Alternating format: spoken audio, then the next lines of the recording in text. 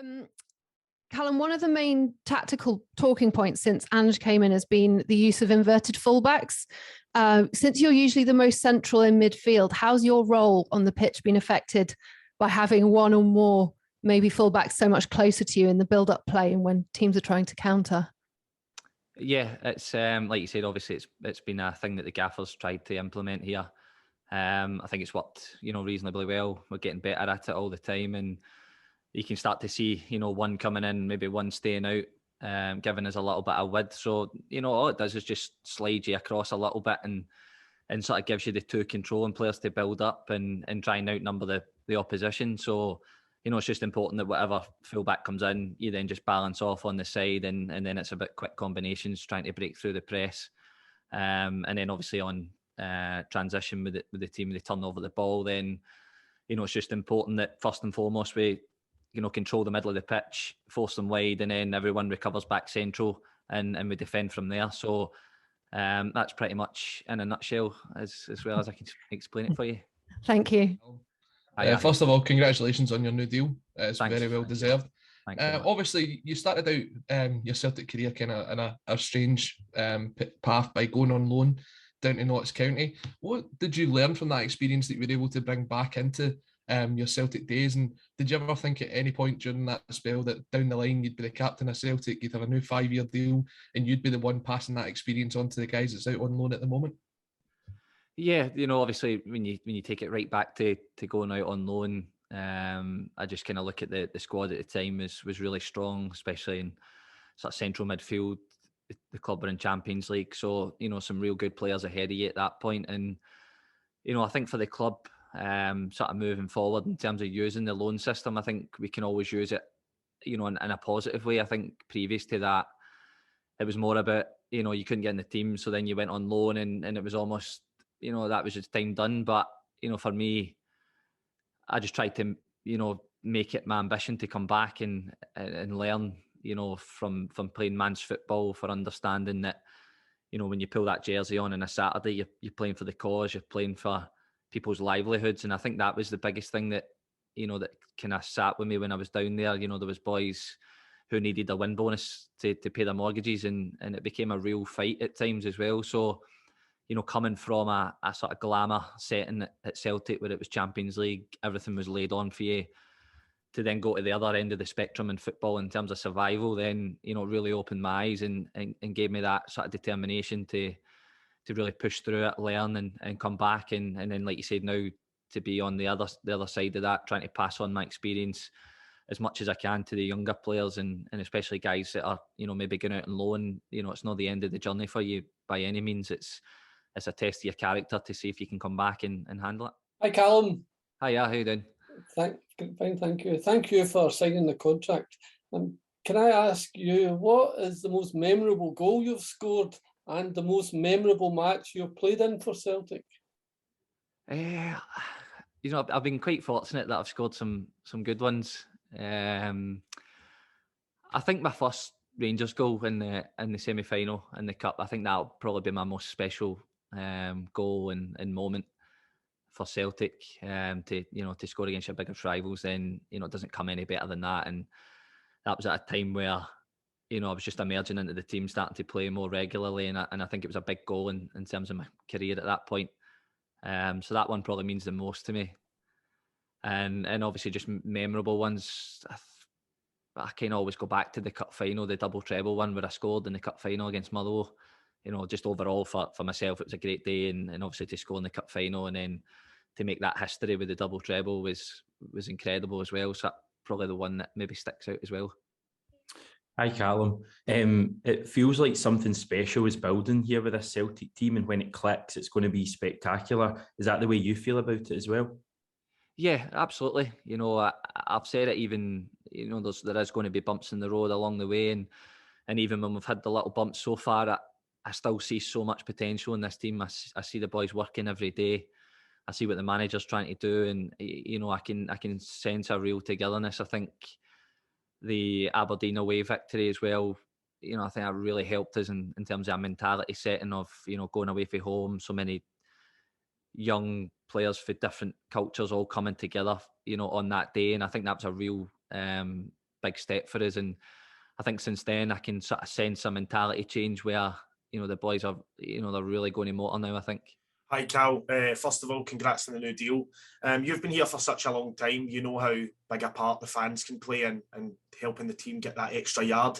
How important was it for the players, and especially the new ones, to have that such a big turnout on the Tuesday afternoon game?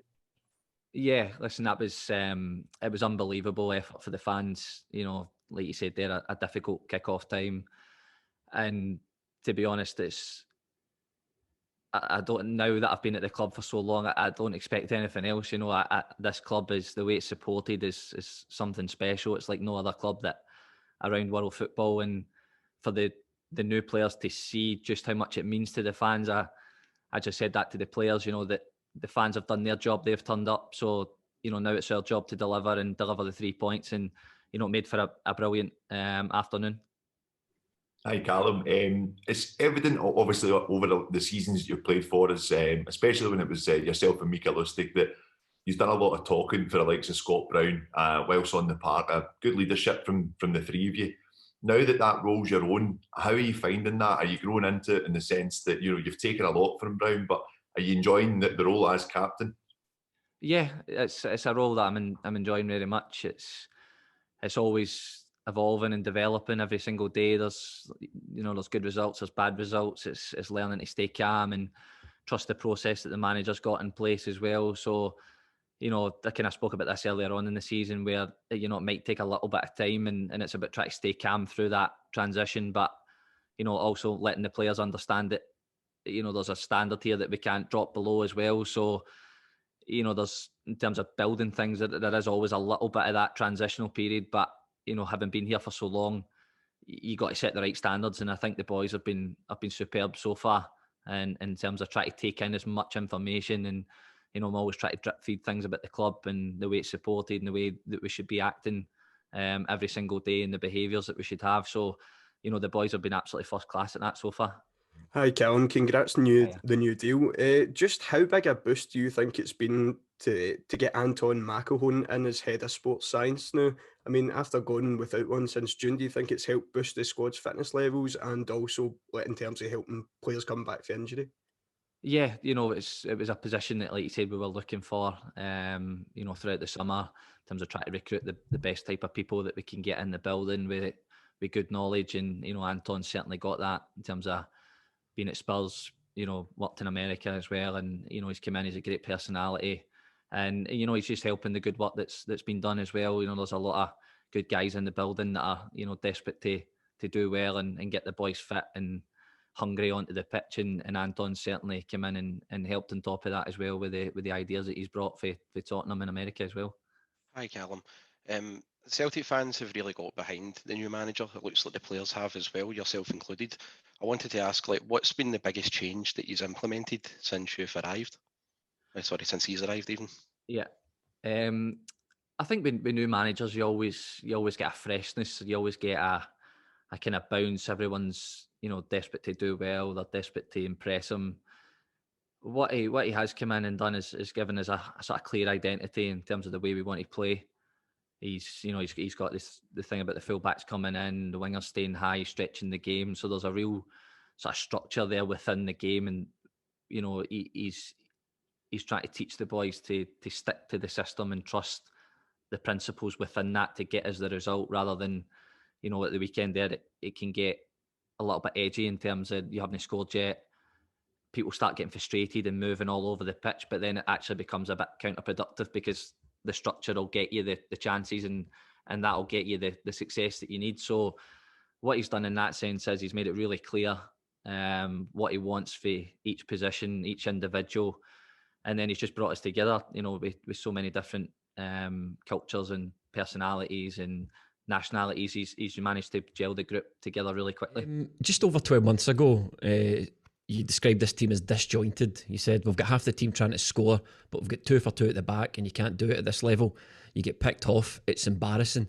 How far has the team come since those comments 12 months ago? Yeah, I think there's been a big change. Big change in sort of mentality as well. I just spoke about it there with the manager. He's come in, he's made it really clear in terms of the structure that he wants to implement.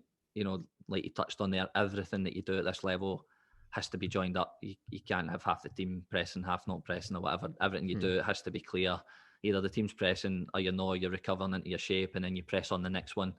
So, like I said, it's one that's new players. We've had a big turnover of players as well, which ultimately makes the team feel different anyway. But I think the manager's been really clear in what he's looking for, what he's asking for of each player in every position. So, when you get everybody buying into that and understanding the structure and how it operates, then I think that's where you're probably seeing now the team's functioning properly.